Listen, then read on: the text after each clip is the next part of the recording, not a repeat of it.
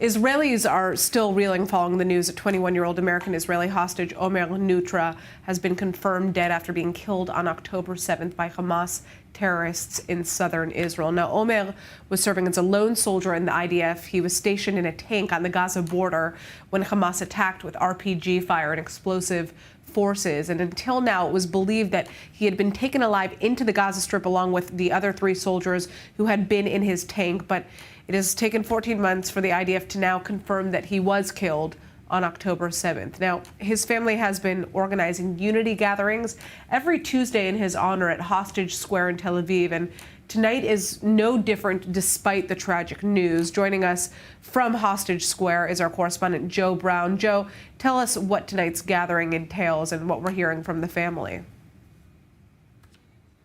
So if you've ever been to Hostage Square in Tel Aviv on a Tuesday night, you will know exactly what this is.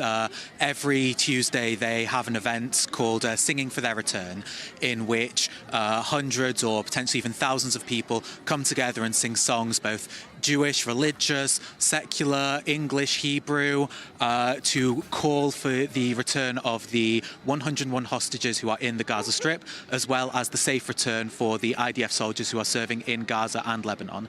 These sing-alongs are intertwined with speeches from families of hostage members and people who have been affected on October the 7th. So today, following on from the tragic announcement that Omer Neutra was killed on October the 7th, his grandmother will be speaking here today, as well as the mother of Idan Alexander, who is an American-Israeli who was captured on October the 7th. And a video recently came out, a proof of life of him, the first proof of life from any hostage in Gaza over the last 3 months. But also speaking today is Margalit Moses. She was captured on October the 7th. She was released, but her husband Gadi is still held captive in the Gaza Strip. Her son Yair Moses has been on I-24 News and a lot of other media channels calling for his return, and he is joining me now. Yair, thank you so much for joining us. First of all, your mother is speaking today. How is she doing? She's doing okay. She's getting better every day. It's more than a year she's returned, and now she's doing much better. And she's trying to participate and be active as much as possible for return of my father, but for all 101 hostages. You must remind my parents lived in Kibbutz Nir Oz, and just from Kibbutz Nir Oz we still have 29 hostages that are still in Gaza. And one of those hostages is, of course, your father, Gadi.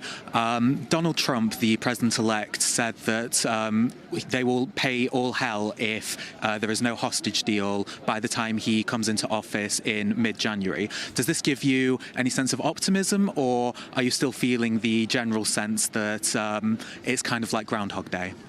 I really hope it's happened to come to actions, but only speaking is not enough. Everyone can speak and tell things. And I really hope that thanks to what he said, something will happen and actions will happen by the Americans, by the Israelis, or by the Palestinians, by Hamas, by the terrorists. But something needs to happen. Just by speaking, we heard many leaders speak and say things, but after that there were no action.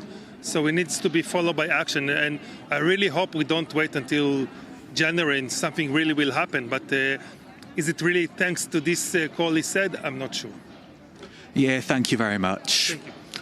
So there are 101 hostages who are still in the Gaza Strip. Donald Trump was told that half of them are still alive. This was apparently a shock to him. He thought that it was considerably less, but only time will tell whether there will be a deal before he comes into office on January the 20th.